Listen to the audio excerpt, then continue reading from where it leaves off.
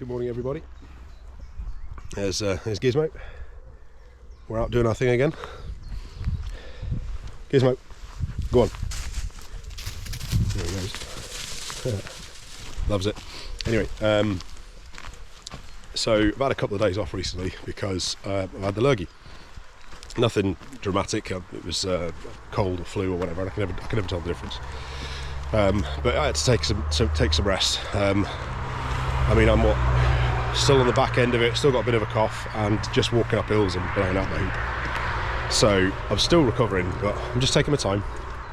Bit of fresh air, light activity helps, promote blood flow and recovery and so on. Another story, not something else I know a lot about, but I thought it was a good opportunity to talk very briefly about diabetes. Now, rest assured, this is not a diabetes channel. It's not going to be a diabetes channel, but type 1 diabetes is part of my life, so I'm going to talk about it now and again. And I thought it's a good opportunity to kind of maybe just put a little ask out there to managers and team leaders and execs and so on. If you've got an individual in your team, because let's face it, type 1 diabetes is quite rare. Of all the diabetics in the world, only 10% is type 1, according to stats. In the UK, well, in Scotland, I think, I'm led to believe that out of, I think there's about 30,000 type 1s, if memory serves right. Google it. I can't remember, fact check me. I'm sure it's something like that, but there's not that many.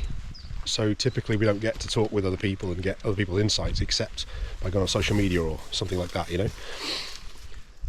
But when we're dealing with the lurgy, it's not just the lurgy.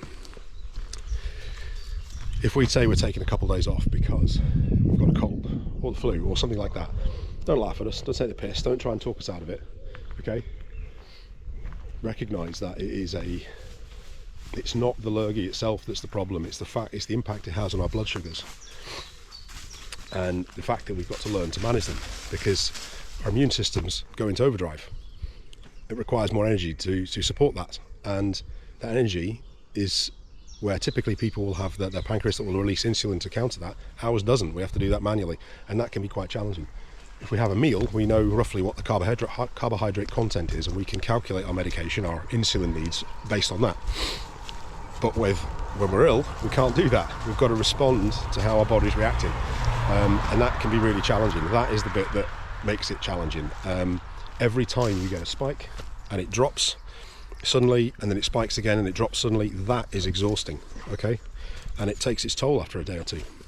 So if someone comes to you and says, look, I'm really sorry, I'm a type 1 diabetic, I've got the cold, I've got the flu, I've got some of the lurgy, don't take the piss or be, negative or horrible in some way.